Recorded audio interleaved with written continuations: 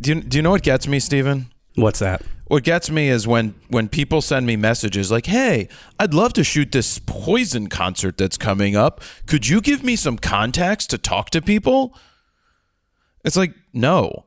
And then I can't even reply to those, because if I reply to those, I'm going to get upset because, I'm nice sometimes, and it's not about being nice or not nice. It's about, you don't ask me that. You don't walk up to me and go, hey, especially if I don't know you, hey, I'm trying to get contacts. Could you give me your contacts? No. I don't think I would even ask you that. No. I like to volunteer it for people if that's something that I want to do, if it's somebody that I know. It's like when Poison was going to play in Chicago at Wrigley Field, I know the team photographer for the Cubs, and he said that he was going to be shooting. And I was like, would you like me to try and make a connection so you can shoot more than just the normal? He's like, sure. But that's because I know that he's the real deal. It's not just some random person sending me a message that's like, hey, I don't want to do any work. You could just give me everything, right? Because you've been doing this a long time, and I can just come in and just be like, hey, I'll just you're an asshole, Jared. That's the moral of the story, Steven. I mean, I think what people don't understand too is typically you have to be a publication of some sort, which you personally know the band, so that's how you got in. Plus, I still consider Fro Knows Photo a publication of sorts because we do make content around these photographs. But Joe Schmo just can't come in with his iPhone and be like, hey, I want to get the best spot in the house and shoot from the photo pit just for fun. No, it doesn't work out that way. There's limited spots for a reason. Except if you call Radio 104.5 during a free event. Well, but that's a free block party. That's not like a paid concert. And yes, they're basically anyone could pretty much shoot those shows, which was very frustrating for me because I would try and get actual coverage for the radio station, and I would be extremely limited because it would be a pit of 50 other iPhone shooters. It was brutal. That's what gets frustrating. And it's like, it's not that I don't want to help. I do want to help, but there's just tact. There's things that you do and there's things that you don't do. And you don't come up to, you don't message me going, I don't know where to turn, because I've given plenty of advice. I've told people what I think, and I've suggested things that people can do. And I've given you the framework. And yes, the affiliation thing is a major thing. Well, first of all, you don't start off shooting a Poison concert. You usually start at a local church concert or something like that, anywhere where you can simply just contact whoever's running the event and get in for free. Or you just show up to the local bar during the shitty band playing and you just start shooting. You don't start at the stadium arena concert. It's like, come on. Yeah, exactly. Anyway, welcome to RAWtalk episode number 9. Where this is the 9th week that I've been doing it, and the 7th week that Steven's been doing it. 9 minus 2 for me. That's why he didn't get paid. Way to rub it in. That's why he doesn't get paid, for all those times. Hey, the 1 week I could have done it, you just probably couldn't really hear me. I was on my deathbed dying. Yeah, well, Jared, I can't talk right now. I literally could not talk. Where'd I put my water, Steven? Oh, you saw me drinking water, so now you have to drink water? No, I filled my water, and now I don't know where my water is. Oh, this water's so crisp. Oh, that's a perfect segue. This section of RAWtalk is brought to you by water. Where's your water? I fucking don't know. Or no, where's your water? My water. Where's your water, Jared? I think it's in the other room. I will say that is one thing I try not to say is water. Water. I mean, I say water. I mean, I try and say water, yeah. Yeah, but that's WADER, water. Not water? No, it's not water. Hi, can I have a glass of water, please? And it's not WOODER. I'd like a glass of water. Like the local natives like to say. I'd like water. Yo, let's go down to Tony's and get some water ice. Some water ice and a cheesesteak. Water ice and a cheesesteak and a hoagie. How many times have I told you, Mayor, I am in charge of overdoses? Speaking of overdoses, you could text us at 313-710-9729. Don't know what that is. Good segue. Yeah, you're welcome. 313-710-9729. That's what you can do to give us a texty McTexterson and let us know that it's from episode number 9 that you wanted # to. Steven, will you interrupt me again? I will punch you through this camera. I let you talk for like 90 straight minutes on these podcasts. I never interrupt. It's the Jared show with me as a sidekick, basically. Do you know who I am? Jared Polin. Fronos Photos photo.com. One time, I think we should do a show where I make all the notes, I run the show, and then let's have you as the sidekick. Okay, fine. I don't care. Well, the difference is you do all the photo news fixes, so everything's pretty much revolved around the news, and I'm clueless with the news half the time now. Kinda. I mean, it's like I don't actually stick. I think that was going to be the first couple of weeks, but then we're like, wait, why am I just rehashing the same bullshit? Let's just talk. And it depends if it's worthy to have a full discussion around, if it's a filler news week, or is it actually something that's interesting to really have a full discussion about? Well, it felt like a filler. This week, Photo News Fix is like a filler news week, except for the fact that it ended up being longer for some reason than normal. There was information to get across. Well, and we'll get into the firmware issues with Canon too later on, and I think that's something interesting to talk about because we actually tested out that feature. Yeah, tell me this thing about Entourage. You were telling me the Entourage podcast is something that you listen to? So I listen to Victory, the podcast. It's hosted by Doug Ellen, Kevin Connolly, and Kevin Dillon, who played E and Drama on Entourage, and then Doug Ellen is the writer and creator. Basically, they break down every single episode, the behind the scenes, all of that, and I find it very interesting. And now they have also interviews with the actual cast that was on that specific episode. Sloan? And they talk about how they felt. Yeah, Sloan, for example. She's so hot. Tell Sloan I said what's up. Who's hot? Sloan or in Billions, Paul Giamatti's ex-wife or wife in the show? Oh, I don't recall the name, but who's hotter, Steven? I don't know. It's Sloane's personality, though, man. Yeah, she's got a little bit of best of both worlds. Yeah, but then you've got the little, slightly more mature woman who is super smoking in that show. That is true. They were talking about numbers. Well, yeah, I was just saying, just between me and you, that recently it's not between me and you anymore, Steven. Well, not anymore, obviously. Everything that we do ends up on the podcast. They talked about how one of their recent episodes finally made it to 10,000 downloads, and I was like, I actually thought that's not that many, because we kind of get similar numbers, I want to say. Well, I don't know the exact numbers. You know all that. I'm going to go into the analytics right now. Yeah. But I always thought of them as a huge podcast, but maybe they're on the same level as us. I don't know. RAWtalk Reboot, the first one, has 9,300. Going back to Daily Fro saying goodbye to Sony has 14,000. Now, what I question is, they specifically said downloads. Are we talking about streams? Same thing. That's the same thing. It is the same thing? Streams and downloads equal the same thing. Listens. Okay, right? Gotcha. So I can go all the way back. Let's see. RAWtalk episode 1. I don't know. August 9th, 2012 has 40,000 listens. But yeah, some of those early shows have like episode 5, Cheesesteaks and Video, 20,000, 27,000, 32,000, 22,000. Water and cheesesteaks. Now that's going way, way back. And then they started to taper off when I started to do bullshit flying solo. But then I recaptured a lot of it when I started to do, when I was doing... I want to say around episode 40 is when we started doing more between me and you. When I started to do the Daily Fro, I was doing pretty well with the Daily Fro for a while. It just got out of hand because it was just too much for me to continue to do because I was just complaining. But I know people liked it, but we were still getting 8, 9, 10,000 downloads, and that's the misleading thing about podcasts is that when we equate numbers that we get on YouTube, which are good, really good numbers compared to the majority of people, our podcast still will work its way up to 10,000 downloads. In the first week, we're looking at 6,000 plus.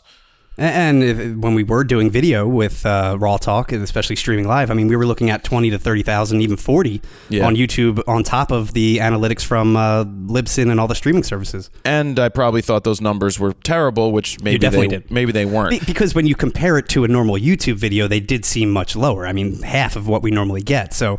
But I guess we failed to realize, hey, the streaming numbers count as well. When you combine the two, there you go. Well, I didn't forget about it. It was just they were different. But imagine, you still get 20, 30,000 people tuning in a week for an hour plus long show. That's actually not that bad. We could have probably I don't know. It just I don't question the change. We had to make the change when we made the change. Well, it is what it is. It doesn't matter. I mean, the what I wish would happen is these streaming services would show the like the top episodes, and I wish they would actually show the analytics to see me as a new streamer listening to this podcast. Hey, let me start at the best episode, or let me start from the beginning, or like something like that, where they can rank them in order. It's just we hard. really have nothing to compare our numbers to because these numbers aren't really public. Well, they're not because, unless they're on YouTube. Right. And the difference is with podcasting world, there's 73 different podcasting services and networks, which means that you can't know how many are on iTunes and how many are on Spotify. Now, Spotify buying Anchor, and if you're using Anchor, which we're not, I know people are like, you need to use Anchor. It tells you the analytics of how many listens. I'm like, well, it can't tell you all the streams from the podcast app from Apple. And what's weird is when I thought more people would listen on Spotify, but it's far more numbers are coming from Apple iTunes still. Because the podcast app is standard now, right, on an iPhone? It is, but I still don't personally use it any. I switched off of using it because I just didn't like it compared to using Spotify. I agree. I use Spotify for everything when it comes to just audio in general. But the only time I listen to iTunes is if there's an exclusive album streaming on there, or again, just a podcast that's only on iTunes, which I feel like is a thing of the past these days. So with the Entourage thing, it brought up an idea or this thought in my head that I've talked about before, that you sometimes think that the key to your success is through someone else. Then you realize you've got it. You've got it more figured out than shit. Then you realize you trying to read this. Yeah, I'm having trouble reading, Steven. I don't read good because it's over on the right-hand side of the fucking screen. You don't read good? Yeah, I don't read good. That's why I said it. You sometimes think that the key to your success is through someone else. Then you realize you've got it more figured out than they do, and they aren't the answer. And I bring that up because a lot of people overvalue someone's worth or someone's success when they don't even know their numbers. And everything's a highlight reel too, right? And taking it way back to the Wayback Machine before Frono's Photo, and through other businesses when I was doing like social media before social media was a thing, I thought that I would become successful by attaching myself with someone else who was successful. So I thought that I would just tag along, and then it would just spill off on me, right? I'd get because they would become the biggest band in the world, and then I would be the photographer out there on the road. Biggest photographer in the world. Yeah, the thing is, Steven, when we saw a photographer who thought they had some clout out on the road with a band, you're trying to figure out who I'm talking about? I am trying to figure it out, yeah. When I went and met with him for dinner, or we went and hung out there, I realized how indebted he was to the artists. Right? It was just like, I can't go far because what if I need to take pictures, or what if I need to do this? At that time, too. Yeah, at that time. Right. And we expected that to be in control of their destiny, not working for someone else. And when you're working for someone else, you're at the beck and call and the whim of what they want. And so my whole thing was, I thought I'd become successful if I tagged along with these guys. And what happened is they ended up not going anywhere. And I started to realize that I don't need someone else to make me a success. I need to focus on myself and not try to team up with someone else because I think that they're better than me and that I will use their success to help me. And so it all came around where, like, even my friends, when they were in the band, they're like, yeah, one day I'm going to buy the guy's like, the lead singer, I'm going to buy a brick building down in Philly. A Lamborghini. No, he said, I'm going to buy one of these old brick warehouse buildings in Philadelphia, and I'm going to give you guys an office to work from out of it. That's cool.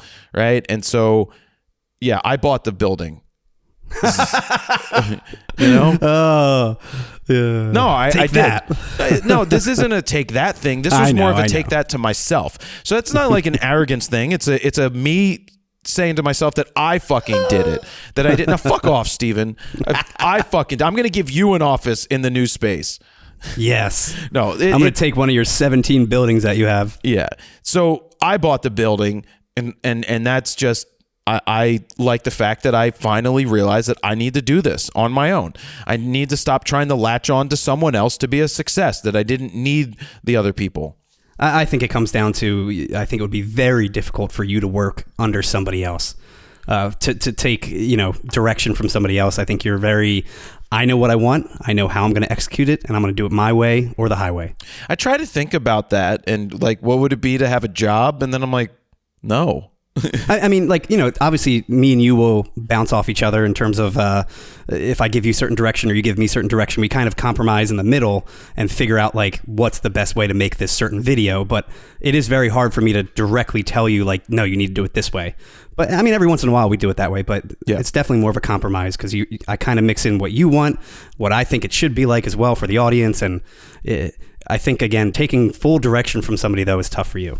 And that's not a bad thing. I'm not saying that's a bad thing. No, I've worked. I think that's where you shine, is what I'm saying. I had trouble in corporate America, and by corporate America is when I worked out of college in it was like Carl Wolf Studio or one of these DeVore studios. They were a yearbook company where they took all the yearbook photos, and then there was the shitty ones that they did with the portraits, and then they would send people out to shoot sports and not really pay them very well. And I was just working in the back printing these terrible photos, and it was like I'd have ideas and I'd be like, this could be done better, and then you bring it up to the bean counter and he's like, go back to work. And it was just like, I've told this story before where I was there on 9/11, right? I was in the dark room by myself listening to Howard Stern when 9/11 happened, and then they didn't send us home early or anything, but nobody knew we didn't have a TV in the office. We had radio, so we didn't get to see the pictures, and we didn't have iPhones yet because this would have been in Jesus Christ, Jared.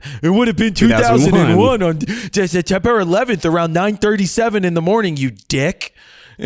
Wow. We could get literal on that one. The funny thing is, the next week we come in, so I don't remember, was that a Friday or something? No, that was a Tuesday. That was a Tuesday. And then the next week we come in and they're like, guys, productivity was down last week. What? Yeah. Productivity was down last week. Oh, okay. The week after a terrorist attack here, and you guys are talking about, I was like, fuck off. So I started taking other jobs elsewhere, and I got out of there. And that just was so. What I would do, because people would wait around the punch clock, right, for the certain time to come in. 5 o'clock, 9 a.m. I'd come in and start my day 15 minutes earlier than everybody else. So I'd punch in at 7:45 a.m.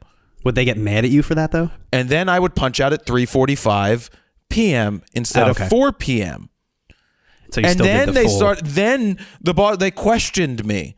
Why do you do that? I'm like, because I'm fucking smart. Why? If I can start my day 15 minutes before everybody else, I can get out of here 15 minutes before everybody else. Like, they don't like that. They don't like when you're different. Unless if you were waiting for a shift change, that's a different story. Right. Waiting for someone to relieve you, but people, they literally would wait 5-6 minutes around the clock to punch in and punch out. And I'm like, fuck this. I'm not going to sit here and do this. I just won't be beholden to someone else's bullshit. And I started to, fail on my own and figure it out. And then it's just what I needed to do at the time in my 20s. And for me, working in, I guess, quote unquote, corporate America with the radio station and iHeartRadio, initially with Radio 104.5 in Philadelphia, it felt like a very independent station. The way my program director ran the station, we really had the freedom to do a lot of things on our own and the way we wanted to do them. And then eventually iHeartRadio basically took over and basically said, you need to follow this template. The website needs to be this way. It needs to be laid out like this. You need to sound like this. How'd that work out? Everything went out the window, and then they rebranded, and I obviously left. I got furloughed during the pandemic. I mean, at that point, I was only shooting concerts for them, maybe once a month, if that.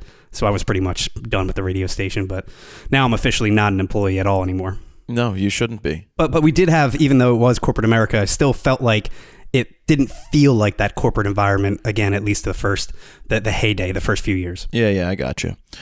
So last week you were talking about your sister trying to figure out, did they want an R10 or an RP? So what happened? So we debated on the RP versus the R10, only because of the price point at this point. So the RP, I didn't even think about, but I had a couple people reach out after that episode on Instagram, at @S_Eckert, by the way, said, hey, I was also having the same debate. I ended up getting an RP, and I didn't even think about it because it is the same exact price. It's $1,000 versus $980, I believe, for the R10.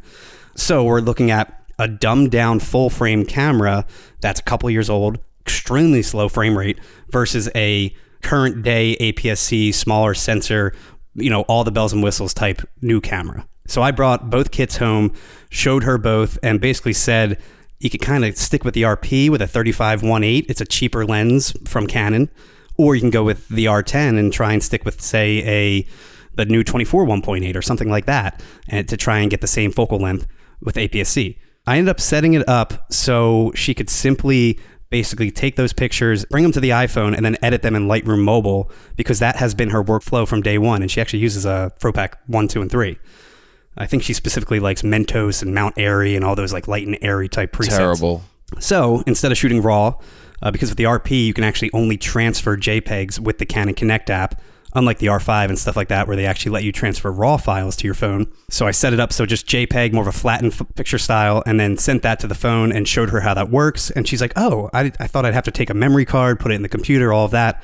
So basically her workflow is not changing from what she's used to with just shooting with an iPhone, where she would just open up the Lightroom Mobile app and then go from there and edit the photos in post. So it's the same workflow. The only difference is now she's taking the picture with an actual camera, and she ended up pretty much choosing the RP. Mainly because, again, that full frame sensor, you're going to have a little more depth. You're shooting at 35 1.8, which is a great focal length for her and her newborn. And I also set it up so it's in the FV mode, which is their flexible priority mode. Yeah. It's essentially an advanced P mode. And I really like that because I can basically lock in 1.8 and then make everything else auto for the most part. And it works for someone like her. And the past few days, she's been playing with it and she absolutely loves it. Will she be backing up her images ever? Well, that's what I told her. So I said, currently you can stick with the iPhone editing and everything like that, but I would still recommend maybe once a week or something like that, trying to back up those photos on a hard drive somewhere. So at least you have those JPEGs. And she could even shoot, RAW plus JPEG and eventually maybe go back one day and edit the RAW photos if she really does get into it. Right. But so far, I think she's going to end up buying an RP and a 35 1.8. Yeah, I don't know how I exactly feel about that, but whatever. The big thing for her was that she immediately noticed the difference in terms of detail and sharpness in the photos versus, say, an iPhone. No, Steven, the iPhone takes the best pictures ever. Everybody knows this. Because the iPhone, anything past base ISO, it's just a grainy, noisy mess. Yeah, but it looks awesome on Instagram. The RP, you can shoot at 800 ISO and not the best lighting, and it still looks great, nice and sharp, clean. Yeah. So she immediately noticed that, and that's why she's basically moving forward with using the RP pretty much on a daily basis so far. It's been only a week, but we'll see if she keeps up with it. Well, good for her, Steven. I will say, me and you both discovered this after going back to the RP after so many years. I think it's 3.5 years old at this point. It is so insanely slow when it comes to the frame rate. We're talking maybe 3 frames a second in servo, in tracking mode. Yeah, well, when the R10 will give you 15 frames mechanical, it's insane. Again, the main discussion point between the two, the difference being both the sensor and the frame rate. And we kind of talked about, hey, eventually you can upgrade to a faster frame rate camera, but right now you have a newborn that's not going to be moving far. Even when they're a toddler, they're not really doing much, and you're not shooting like with their iPhone, for example. I would ask them, are you just holding down the shutter and taking a million pictures, or are you just doing one at a time? They're like, oh, we're just doing one at a time. We're just doing one shitty photo at a time with the iPhone. Oh, this is a great photo. No, it's not.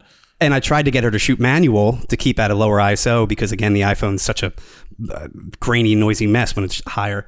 Because that was her main complaint. It was a lot of noise reduction, or if she shot RAW, it'd be a ton of noise in general.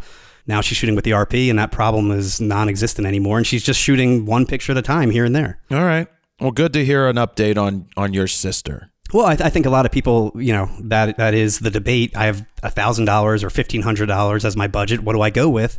This is what I'm shooting. Do I go with the newer, fancy, with all the bells and whistles R10, or the cheaper, dumbed-down, quote-unquote professional version, the RP? Probably the new fancy R10, and I think for someone like you, all day I would say R10, because you're shooting sports, you're shooting high frame rate, you want all the new bells and whistles, all that. Yeah, but I'd say for someone who has kids and the kids are going to be growing and they're going to be running, the focus speed, shooting speed, it doesn't matter. We think of this stuff differently because of who we are and what we do, and the everyday people, going into the shitty camera store to buy stuff, they just don't know. I was trying to explain some of this to her, and I'm like, this is going way over your head. I'm just going to really keep it in layman's terms. This is what you want. Shoot in this mode.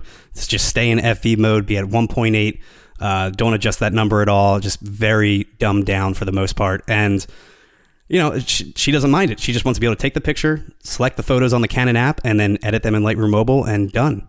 Not even think about it. All right, let's move on to Instagram. Instagram doubling down on the fact that they are more of a video-centric app these days.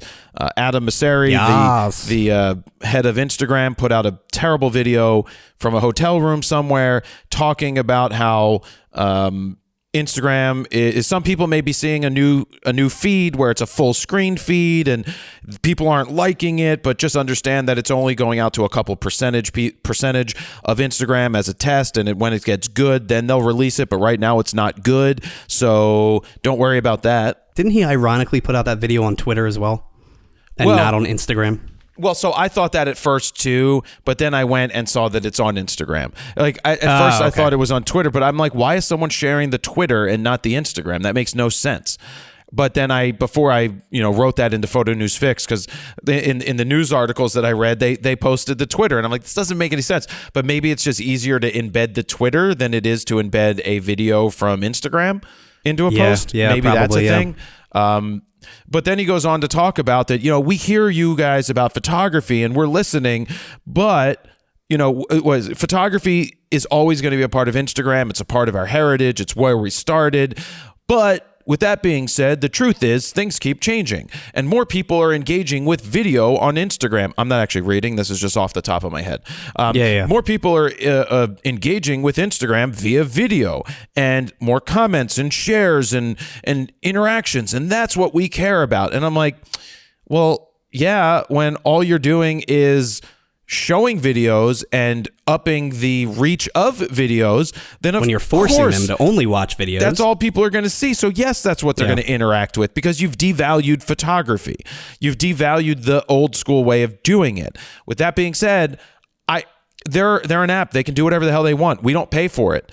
We don't pay for the app. They will make the changes that they feel are best for their business. Their business is about making money. The more eyeballs they get, the more people that they get to watch and use and interact with the app, the more money they make via showing ads. That's a business. That's what they need to do. They see the writing on the wall that TikTok is banging down their door and already surpassing them. And that scares the shit out of Mark Zuckerberg, who in the past, when anything has threatened him, has just bought them, right? WhatsApp, he bought WhatsApp. He bought Instagram. So any of these big apps that come along, they did help them build, but they're not going to buy TikTok. They can't get TikTok, and TikTok is taking over.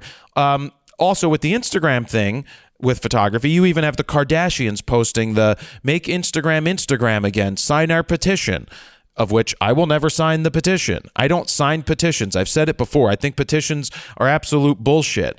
They're just crying into the wind. You don't think Mark Zuckerberg will see that petition and be like, oh, you're right, we're going to stop all that right now? Well, Facebook has 1.9 billion users right now, right? Yeah. So if a million people sign a petition, they don't give a shit. The majority, 0.01%. It's even probably less than that. 0.00001%. But when even the majority of the people don't care.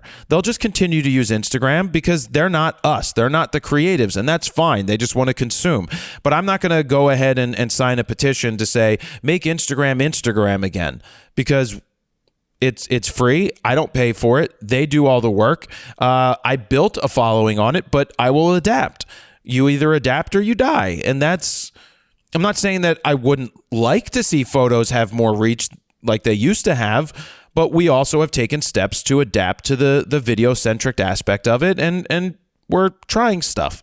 Yeah, I mean, the only thing that scares me with the TikToks of the worlds and the 10-second videos or 60-second videos is just the future generation having an attention span of 5 seconds. It's going to be the point where they can't even sit down for a 90-second full-length movie or 90-minute full-length movie without having to play it in 2x speed or something like that. And that's what scares me, is the future. Yeah.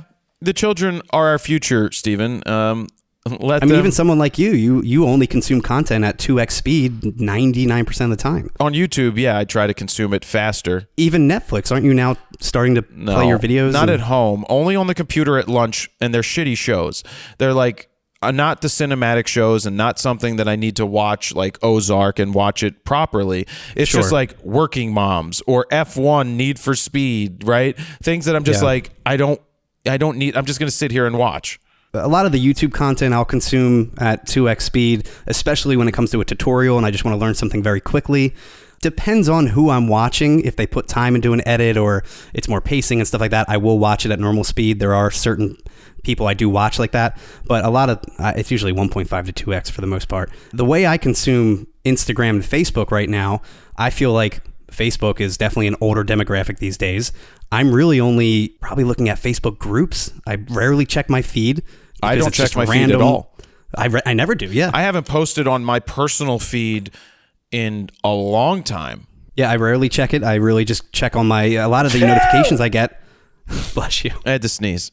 A lot of the notifications I get are mainly group notifications. I'm in a lot of lawn care groups, or I'm in like the Canon R5 user groups, a lot of just photography groups. Lawn care.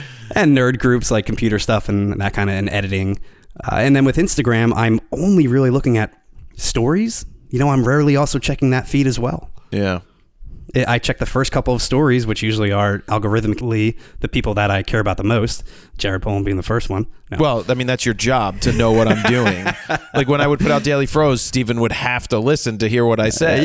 Yeah. What's on Jared's mind today? Yeah, hey. This is how I prepare myself going into work. Let's see how Jared feels today. That's not even true. It's not even true at all, Steven. That's the Instagram thing. Whatever. It is going to be what it's going to be. I don't think that the Kardashians are going to have much of a pull on changing the fact that Zuckerberg wants to go after video and failed on that on Facebook, and they want to go after TikTok. That's just what they want to do. And then again, back to the demographic about Facebook and even Instagram, I do feel like it's an older one. I think this is their pivot, their move to try and get the younger audience onto Instagram again, is to try and do more video-centric TikTok style videos. Well, I'm curious, like, why would a kid, a 13 to something, I read an article today that Gen Z, I think Petapixel posted it, that Gen Z 18 to 25-year-olds have started to pull away from social media because they're tired of the toxic feeling they get from it, the chasing of likes, and they're the ones who have actually pulled back as a generation. Whereas I think the generation younger than them, the 13 to 18-year-olds, 13 to 17-year-olds, are the who I'm ones thinking of. that are sucked into TikTok. I agree. That's how they grew up. Well, and they just keep going through, and I think that the 18 to 25-year-olds are like, fuck this. This has ruined a lot of people's lives. I mean, they saw the election. They lived through the Trump era. They saw what bad social media was. They saw the hate and the vitriol, and they're like, we don't want to live like this. So I don't know. I don't interact with a lot of 18 to 25-year-olds anymore. Then again, I feel like that's the ideal influencer, quote unquote, demographic, is that 18 to 25 age where they're all over social media. I'm an influencer, Steven. Yes. Hi. I'm an influencer. Hey. I have 60,000 followers, and I show my boobs, and that's why I have followers, because I do put my boobs out. Not that there's anything wrong with putting your boobs out there. I'm a big fan of boobs. I like that, but free the nipple. But yeah, I'm still the face of the Free the Nipple campaign after all these years by accident. Just Google it, and Jared's face usually comes up first. Yeah, Free the Nipple. I mean, I made it into their documentary without permission and really stuff. Well, they used my photo with Keira Knightley, the one with me and Keira, the one you took. Yeah. Where are my royalties? Well, yeah, exactly, Steven. You signed over your rights to those photos when you touched my D4 at the time, I think. Well, it is on Flickr, right?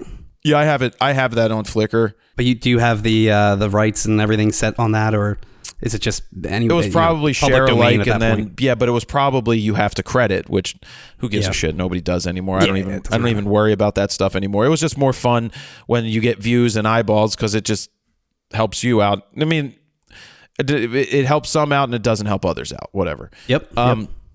So moving on from the Instagram thing onto let's talk about Metaverse and NFTs, Steven. Facebook. Oh, my favorite thing to talk about.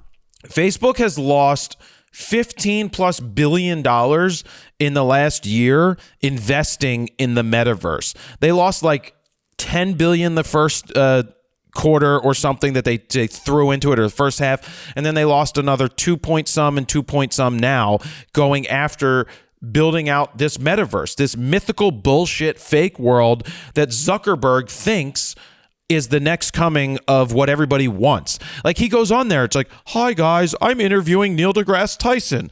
Look at our avatars. And I'm like, Mark, I don't give a fuck about your avatar. I don't give a fuck that you just said that we can now have avatar dogs in here. What is this, a Tamagotchi? Like, we want to take care of this shit. I'd be like, I don't care about your fake fucking world, Mark. So I'm not going to go into the fake fucking world. I don't want anything to do with the fake fucking world. And the metaverse and all the bullshit discussion, Web3, all this bullshit that people spewed for the last year have disappeared because everybody became an expert about Web3 and the metaverse. And everybody's like, well, what is it? Well, we don't know what it is. It doesn't have a definition. And the definition that the money people wanted to give you was, it's a decentralized internet where we're taking control back from the Googles, Facebooks, Amazons, Apples, and Microsofts and Oracles.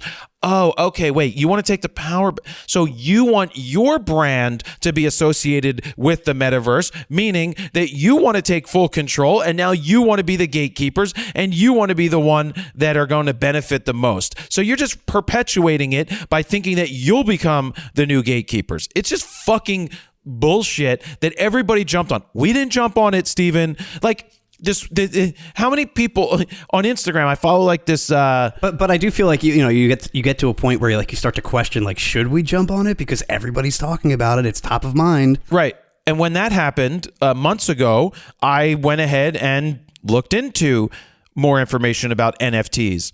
Right? Not the metaverse, because educate yourself. Yeah. The metaverse doesn't fucking exist as people think it does now. It's like, oh, the metaverse, everything is in VR. And we talked about Second Life existed in the 90s, in the early 2000s, which was a metaverse, or video games where you play against other people is a metaverse. Go ahead. I was going to say, I remember when the Zuck first did the meta announcement, and he took us through his virtual world and how this is going to be the future and how they're going to have virtual chat rooms and all this kind of stuff. And, these avatars that you can pick out and play with. I do feel like maybe one day it will get to that, like Ready Player One style. Yeah. But obviously we are like years and years and decades away from even remotely close to something like that, living in this virtual world. I don't want to live in this virtual world. I don't either. I don't ever want to. My generation, I hope I'm dead by then. But I do feel like eventually that will become a thing. But I think we're way too early to force people into that metaverse right now currently. I just think they're overvaluing it. And part of the reason they lost so much... VR was dead from the jump, I feel like. Well, that's part of the reason they lost another $2 billion is virtual labs or whatever they created, which was their play into trying to win the world over with their Oculus, and that people want to live in this VR world. I don't. And nope. I just... You have the whole world at your fingertips. Go do something in the real world, Mark. Just tired of listening to you talk. I got tired of listening to his sister fucking talk. Randy Zuckerberg nonstop. Like, I followed her on Instagram, and she followed me because we were at her house once because we were doing an event, and she bought one of my photos from Jerusalem, and you follow her, and it's like, cool. She made a shit ton. She left Facebook early. Like, she left and she cut it off because she thought it was going a bad direction, and she made probably a couple $100 million off of it because she had early stock with her brother, and she was the head of something at the time. But she got out because she didn't like, and she was starting to talk poorly against it for a while.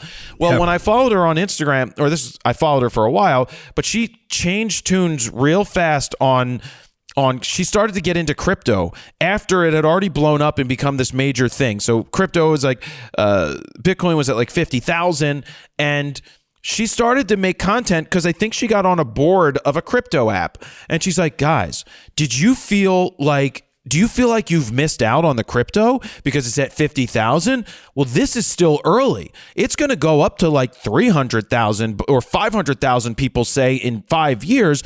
And this is insane. It's actually still really early to get involved, even at 50. So let me teach you how. And then she'd be like, you could see her looking off to her notes. Like, she'd look down, her notes would be on the table in front of her, and she would have these filler words. She'd be like, so end yes, quote. she's Repeat like, the line. NFTs or cryptocurrency is the future of what we're doing. Look down, and it's so you don't want to miss out on this because people say it's going to be worth quite a bit.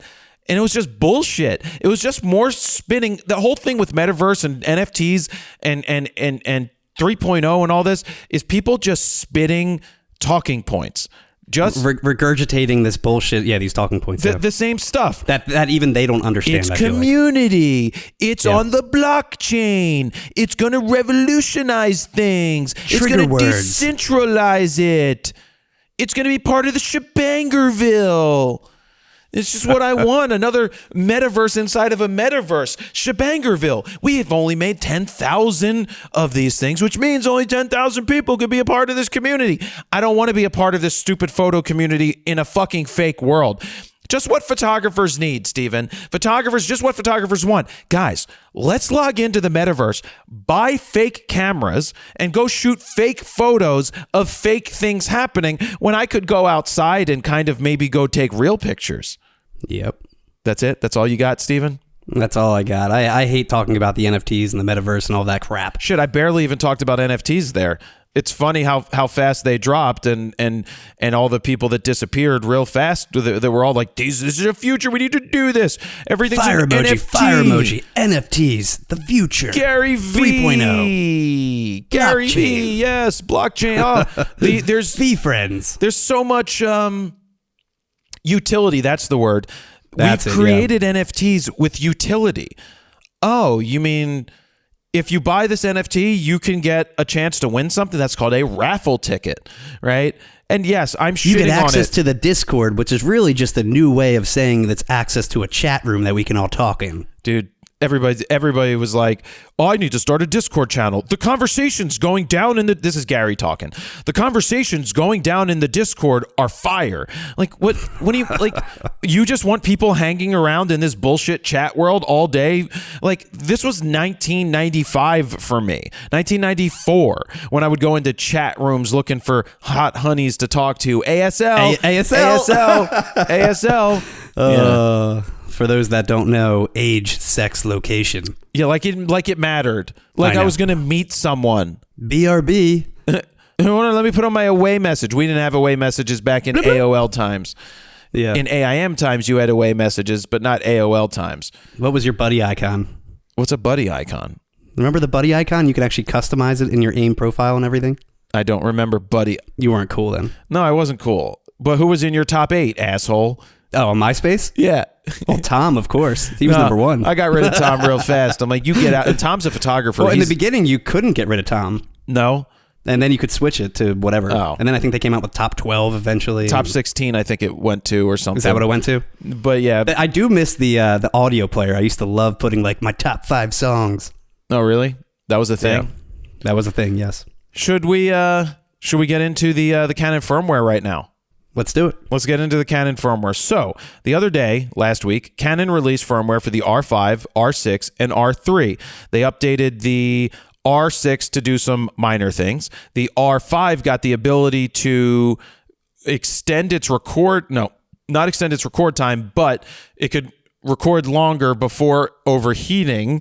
Basically, they figured out they could turn it off, in essence. Because, Steven, you updated all of our cameras, and when I did Photo News Fix yesterday, it's 78 plus. It's about 78 degrees down there when I record, and I didn't have the fan on, and it says 29:59 of record time. And after recording for like 12, 13 minutes, and I hit stop, it still said 29:59. Usually it would be down to like 10 minutes, it would say, before it would overheat.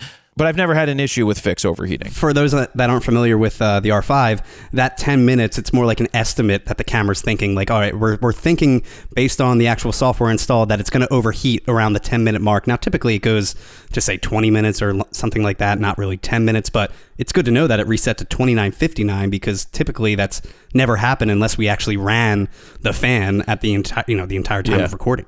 So my thing with this is that, yes, you're getting extended time. And then, of course, people are like, what's this going to do to the life expectancy of the camera if it's getting over hot? Steven. Valid question, but, I mean, you're buying new bodies probably every couple of years anyway. As a professional, that's what I mean. If you're an amateur, you're not banging out videos like everybody else is banging out videos nonstop. And I guarantee you that Canon definitely tested out in their labs. Oh yeah. What's happening? Where do they have thermal issues? Where does the glue, the thermal tape or thermal glue dissipate? Where do we run into an issue with the camera's longevity and the sensor. And the thing is, you're rarely keeping these things super long. And if you get a couple years of good usage out of a body, that's good enough. We're not talking about 10-year bodies right now. They just not anymore. You just don't. And especially as a professional, you need the new tech. You want the new technologies, and you're updating. So that's one of the updates that they made. Back to the discussion about the RP, that's only a 3.5-year-old body, but it feels like a dinosaur in today's age when it comes to these mirrorless cameras. Open the door, get on the floor, everybody do the dinosaur. Now, with the R5, they're essentially mimicking what Sony has done all of these years, where they basically tell you, hey, we're going to override the overheating setting, and you can set it to high, and your camera's going to basically catch fire, but you could still record for 2 hours on a 100-degree day outside. And Canon's kind of like, hey, let's now allow the R5 to do that. But again, I do question the longevity of it. But like you're saying, valid point, doesn't matter. We've been using the cameras for 2 years.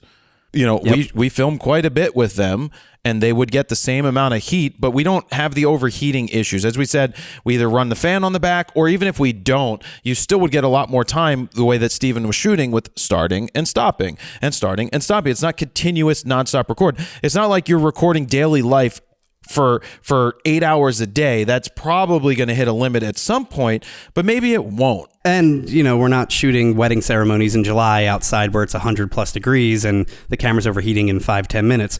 Also, we've kind of had a workaround with how we set the camera, where we make sure the flip screen is all the way out. I'm using an SD card instead of a CF Express because it doesn't get as hot internally, and I don't put a battery grip on it so more airflow can get under it. We've noticed doing all of those three things in combination allows you to extend the runtime of the camera. That's true. And then the other firmware update was to the R3, which updated 15 different things. Yes. One of them being the ability to shoot at up to 195 frames per second RAW in bursts of 50. And I've explained this a bunch of different times already, though. You're not getting 195 frames in a second. You're getting the equivalent of, if you went for a full second, you would get 195. The camera doesn't let you do that. It maxes out at 50 shots, which is a quarter of a second, or 0.26 to be more exact. Well, it's like if you're driving a car at 60 miles an hour, do you actually have to be driving for 60 miles to achieve that 60 miles an hour rate? Yes, Stephen. Because you will go 60 miles in an hour. No. What? If you're driving 60 miles an hour, it will take you 1 hour to go 60 miles. If you're driving 55 miles in an hour, you'll only get 55 miles. I'm saying if you went 60 miles per hour, but only for 2 minutes down the street, you're still driving 60 miles per hour, dude. Oh, I get what you're saying, Steven. I'm picking up what you're putting down. Yes. You're still going 60 miles an hour. Correct. But you only went for a mile. Just like you're shooting at 195 frames per second, but you're only shooting for 50 frames at 195 frames per second frame rate. Yes, and this comes with a couple of caveats. One, when you fully depress the shutter to take the picture to activate this, you are no longer getting continuous autofocus for that time, which is a quarter of a second, which if you're shooting something that you're parallel to, like a batter up at home plate or a pitcher, not so much a runner running towards you, it won't even matter. It also locks in your exposure, which when you shoot manual, that doesn't matter at all either, because you don't it's need such a quick split second. Right, the light's not changing, and you already set your camera the way you need it to be set, so that one's not a big deal. And then the biggest one is that when you take the picture and you get the click, you got 9 seconds to wait until it writes all of the data to the memory card. Now, what I was confused about is, at first, I'm like, all right, let's switch it to JPEG. Let's see if that gives us a 3-second buffer instead of 9 seconds. It should theoretically be less time to write to the card because it's less data. But no matter what we did, what we switched it to, it was still, if you're shooting at 195 frames per second at 50 frames, maxed out, was always 9 seconds for the buffer. We could shoot redundant with 2 cards. We could shoot with just the fastest CF Express card. We could shoot everything, and it would still always be RAW plus JPEG, just RAW, just JPEG. It would still be 9 seconds roughly. Yep. And so some people I read, they're like, this is just unacceptable for sports. It's like, unacceptable for sports. This is a very limited use case. And the way that Correct. Very limiting. Yes. The way that I put it out there was, this is more of a future sense. Look what we can do of what's going to happen. Cameras will get the ability to continuously be recording raw images nonstop, and when you press the shutter, you're going to get that burst.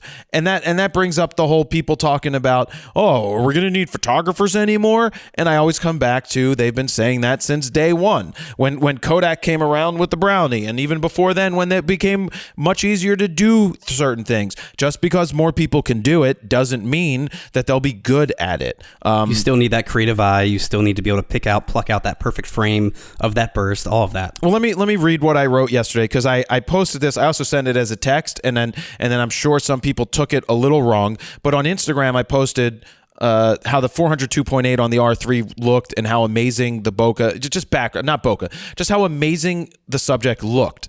Right? Is this the current RF version, or are you still on the version 2? No, this is the RF. EF? I still have the RF version. I actually have a 400 and a 600 RF here that they haven't asked for back yet. Wow. Yeah, I was supposed to. Wow.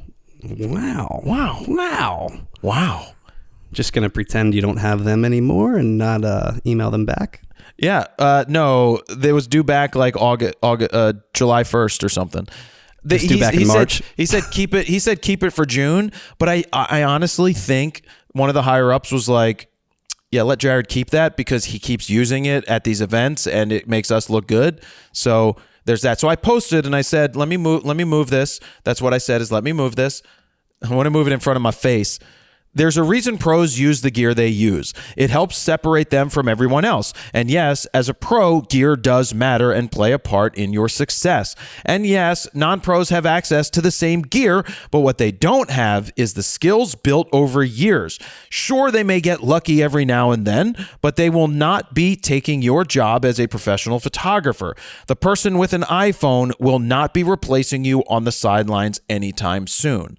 So I am sure that the majority of the people watching or reading that when I send it to the text line or put it on Instagram or Facebook understood that I'm not ripping on you, because a lot of our readers they're 1, 2, 3, 4, 5 years into shooting and may consider themselves pros or not pros, but can't have the best gear or can't afford it or don't have it yet. It's not a knock on them at all, because I'm talking about pros, people that have done this for decades, 10 plus years, and even amateurs 10 plus years still may not be good. But we understand that gear for pros matters for us, and giving gear that we have to someone else to shoot, they're not going to get great results out of it. And that doesn't downplay the fact that your older gear will still work perfectly fine. So I did an update and I wrote this as well. I said, we all start somewhere with our photography. We don't start with the best gear. We work our way there over years, working on composition, timing, people skills, marketing. All can be done with basic gear. Do not give up or get discouraged because you have older gear. Crush it. Crush it with what you have. It's still not about the gear. It's about you at the end of the day. And then I said, you can do it. So I think most people understand it. And there's always the ones that gear doesn't matter. You say gear doesn't matter. No, gear doesn't matter to the people it doesn't matter to. To the pros, it absolutely matters, but I could still take 10 years ago camera and get great results, but I prefer for what I do to use the best of the best to bring out the best of the best results. Yeah, I mean, today's cameras and today's technology, it makes it a lot easier for the professional to achieve a photo like that, like the baseball players or the pitcher or anything like that with the 402.8, also with the autofocus and all of that. As long as you know what you're doing as a professional, this just helps you achieve that professional look even quicker, faster, better than everyday technology. You could still achieve it with what you're saying, older tech. It just might be a little more difficult, but you can still get there if you know what you're doing. Right, and the other point I was getting across is that learning all the other aspects that go into being a creative. Of course. The marketing, the advertising, the skills, the understanding composition, studying up on old photos and old photographers. Like, that's all the stuff that builds you as a creative. So I'm sure the majority of the people didn't get discouraged from what I wrote, and I'm sure some people unfollowed me because of it and they took it the wrong way. But that is what it is, Stephen. And speaking of the 402.8, I do wish Canon had more of a budget-friendly, when I say budget-friendly, it's still expensive, 400 f4.5 like Nikon does, because I do think that's great to have in the bag for someone that can't afford a $14,000 lens. It's $3,000. Yes, it's still a lot of money, but it's obviously much less expensive than something like $14,000, and you could achieve very similar results, especially if you watch that video that we did, the preview, where you shot side by side, and yeah, you definitely had more bokeh, more of a background blur with the 2.8, but it was very close. If you just showed me the one and said what lens was that shot with, I don't know if I could have said f4.5 versus 2.8. And then back to the 195 frames per second conversation, the one thing I do like about that new feature is I assumed when it said no autofocus that you had to be in one shot and you had to lock the focus in to begin with. But what I like is you can be in servo, but the second you press that shutter button, it locks where you're at focusing at that point and then takes the picture. So you can still track and then basically take the picture. And then again, if the subject's coming forward, they're going to be a little out of focus. But if they're on the same plane as you, it should still lock in and use that autofocus. Well, and the other thing I almost forgot to say is that Canon took down the firmware for the R3. Yes.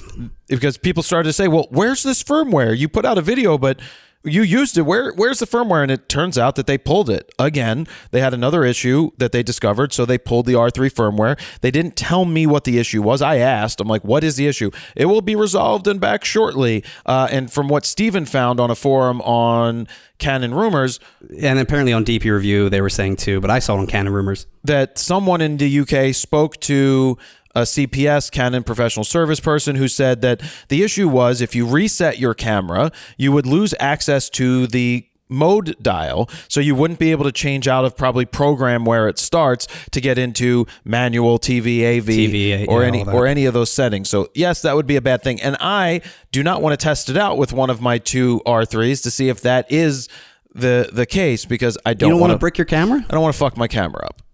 So no, that's not a good sign that happened, that Canon put out a firmware once again that has an issue and they had to pull it.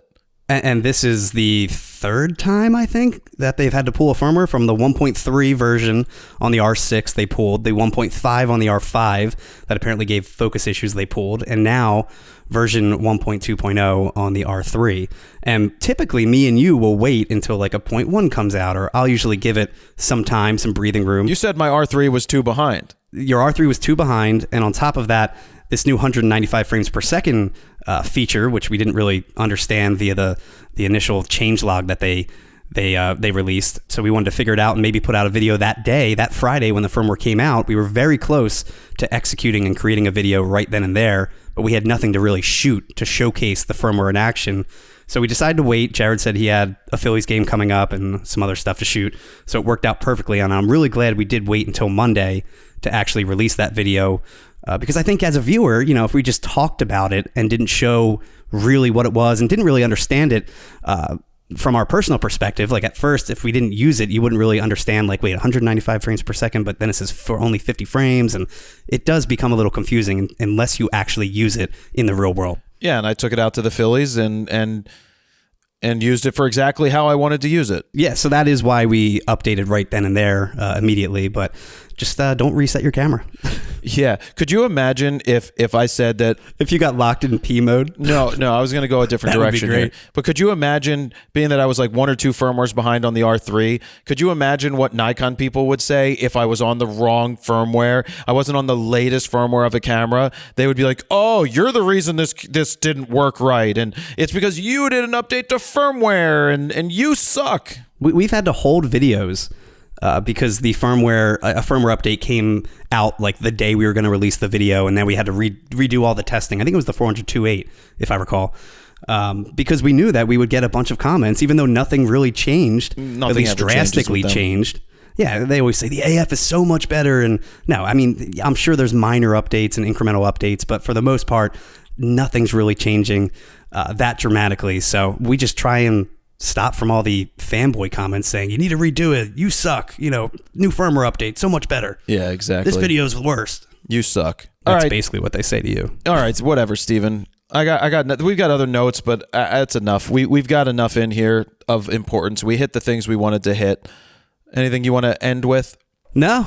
I think hopefully Canon comes out with that updated firmware update, 1.2.1 or whatever it may be for the R3, and we will let you guys know, I'm sure via Fix next week, that it's out. Hopefully it's out by then. Yeah, and for those who don't know, we put out episodes Friday at midnight. Yes. So that's Friday 12 a.m. so it's Thursday into Friday. Eastern Standard Time. Eastern Standard Time is when it goes live, and then you get to listen to these episodes, and we hope you enjoy them, and send us messages at 313-710-9729. 313-710-9729.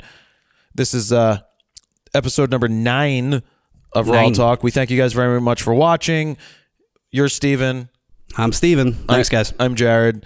FronosPhoto.com. Thank you very much for listening, and we'll talk to you later. See you next week. Bye. Bye. Bye.